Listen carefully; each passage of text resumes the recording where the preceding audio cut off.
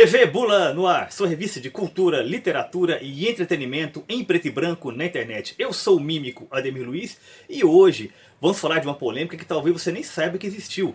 Charlie Chaplin, o Carlitos, ele foi realmente um grande cineasta, um gênio do cinema, ou foi um cineasta apenas medíocre?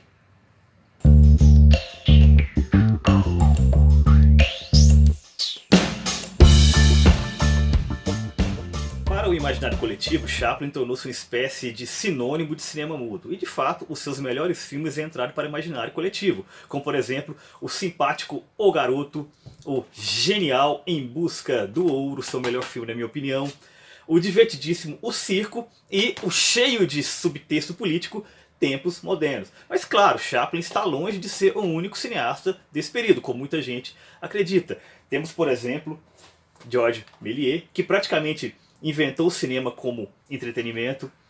Quem praticamente inventou o cinema como linguagem foi Griffith. Nós temos também Dreyer, Vigo, Fritz Lang, Eisenstein, Murnau e, por que não, Luiz Buñuel. Porque não vamos esquecer que seus primeiros filmes foram mudos. Estamos tão acostumados a considerar Chaplin como um grande gênio do período que nem questionamos se ele tinha o mesmo talento, a mesma habilidade cinematográfica dessa turma que eu citei. A equação não é tão simples assim, se Chaplin era um bom cineasta ou não era um bom cineasta. E um artigo publicado no dia 11 de setembro, no dia 11 de setembro de 1965, o crítico Paulo Emílio Salles Gomes fez a seguinte pergunta: Chaplin é cinema? Ele propõe um paradoxo. Para ele, Chaplin é o maior gênio do cinema, talvez até o maior gênio do século XX em qualquer área, mas ao mesmo tempo era um cineasta apenas funcional, um cineasta medíocre. Epa! Quem que esse Paulo Emília de Sabugosa pensa que é para falar do Chaplin? Que é isso? Mais respeito. Bom, Paulo Emílio Salles Gomes é um dos mais completos intelectuais brasileiros de todos os tempos. Ele era ensaísta, escritor, cineasta, foi um dos pioneiros do ensino de cinema no Brasil. Ele apareceu na revista Clima a partir ali de 1941 com a Geração Extraordinária, que tinha também o Antônio Cândido, Décio de Almeida Prado. Escreveu livros como Jean Vigo, Uma Situação Colonial e, claro, contribuiu durante muitos anos no suplemento literário. Isso aqui é uma coletânea desses textos. Quem quiser saber mais sobre essa figura, eu recomendo este livro aqui, escrito por José Inácio de Melo Souza, que é a biografia de Paulo Emílio. Paulo Emílio no Paraíso. O que Paulo Emílio propõe é um exercício de observação estética. Procure assistir um filme de Chaplin sem Chaplin. Mas como assim?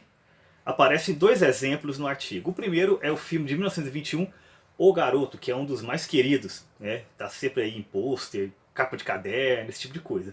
Mas vocês se lembram que tem uma passagem ali no começo do filme que dura vários minutos em que uma jovem é abandonada pelo companheiro, e desesperada, grávida, tem seu filho ali, ela abandona a criança, que é inclusive, claro, o garoto do título. O Paulo Emílio observa que essa passagem inicial, que é relativamente longa, ela não é nem melhor e nem pior do que a média da produção cinematográfica da época. Ali você vê Chaplin apenas como cineasta, mas a comunicação com a plateia não está dada. Só começa quando Carlitos aparece em tela. Aí sim há uma explosão de carisma, há uma explosão de reconhecimento do público para com os personagens, para com o filme. E o segundo exemplo é o filme de 1923, Casamento ao Luxo, que aqui Chaplin já era uma figura conhecida, importante, famosa no mundo do cinema, e ele quis se provar como artista, como criador. Então ele apenas dirigiu esse filme, que embora tenha de fato algumas passagens bastante interessantes, na média é apenas um melodrama relativamente comum. Casamento ou Luxo, pouco conhecido, assista. Ou seja, para Paulo Emílio, os filmes de Chaplin não eram necessariamente comédias, não eram filmes de gênero comédia, que podem ser boas comédias ou más comédias, eram sobretudo filmes chaplinianos. Funcionavam porque você tinha ali uma figura gigantesca em tela, com uma grande explosão de carisma que tinha uma comunicação direta com a plateia. Nós temos um exemplo parecido com esse aqui no Brasil, que é Mazzaropi. Os filmes de Mazzaropi não eram tecnicamente bons, pelo menos em sua maioria, mas eles se tornam extraordinários devido ao quê? Devido à presença, ao carisma, à grande figura que era Mazzaropi. É claro que Chaplin não interpretou apenas Carlitos no cinema. Em alguns casos é uma espécie de pequena trapaça, como é, por exemplo, em O Grande Ditador, em que ele interpreta tanto o ditador do título quanto um barbeiro judeu alemão. Mas, nos dois casos, é ainda Carlitos, só que um Carlitos que fala. Em Monsieur Verdoux, filme de 1947, ele interpreta um assassino, tenta colocar ali tintas mais obscuras no personagem, mas ainda tem muito do Carlitos.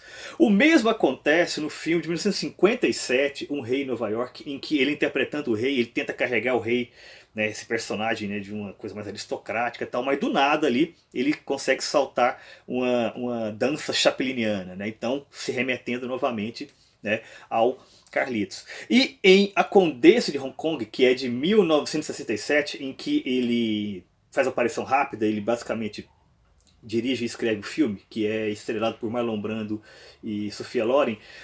A aparição dele é muito curta, né? Não dá para fazer um registro muito específico. Só que tem um detalhe: é um dos piores filmes de todos os tempos. A exceção é Luzes da Ribalta, em que Chaplin interpreta Calveiro, um palhaço aposentado, melancólico, em um registro dramático muito interessante, em que ele se descola completamente do personagem Carlitos. Inclusive é em Luzes da Ribalta em que há o lendário encontro entre Charlie Chaplin e Buster Keaton, o seu grande rival nos tempos de ouro da comédia muda. E por falar em Buster Keaton, o filme Os Sonhadores, de Bernardo Bertolucci, ajuda a ilustrar bem o que nós estamos falando.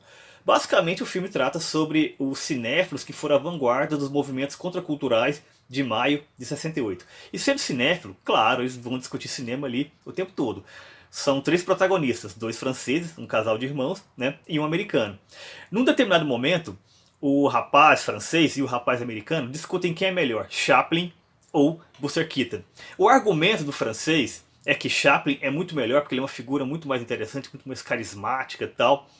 Enquanto que o americano diz que não, Buster Keaton é muito melhor porque Chaplin só se preocupava com a presença dele em cena, ele fazia toda a cena girar em torno dele, enquanto que Buster Keaton era um cineasta de verdade, preocupado com a mise-en-scène, preocupado com o conjunto do filme.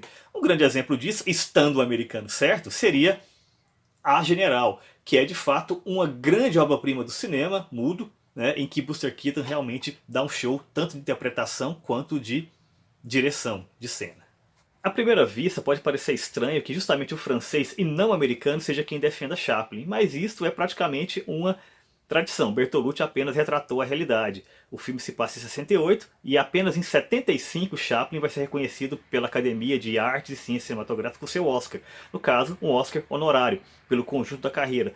A maior parte da sua trajetória ele era considerado basicamente um artista popular, uma espécie de Didi Mocó. Foi os franceses, em grande parte, que atribuíram para Chaplin o status de gênio do cinema. E fizeram isso com outras figuras também, como por exemplo Jerry Lewis, né, que era também apenas um comediante popular nos Estados Unidos e na França reconhecido como um grande gênio. E outras figuras também, como Stallone, sim, o Rambo, o Rock e o Garanhão italiano. Deixemos Paulo Emílio com a palavra final. Vou ler alguns trechos da última página do seu artigo Chaplin é Cinema. Acho bastante provável que Chaplin seja o maior gênio do século.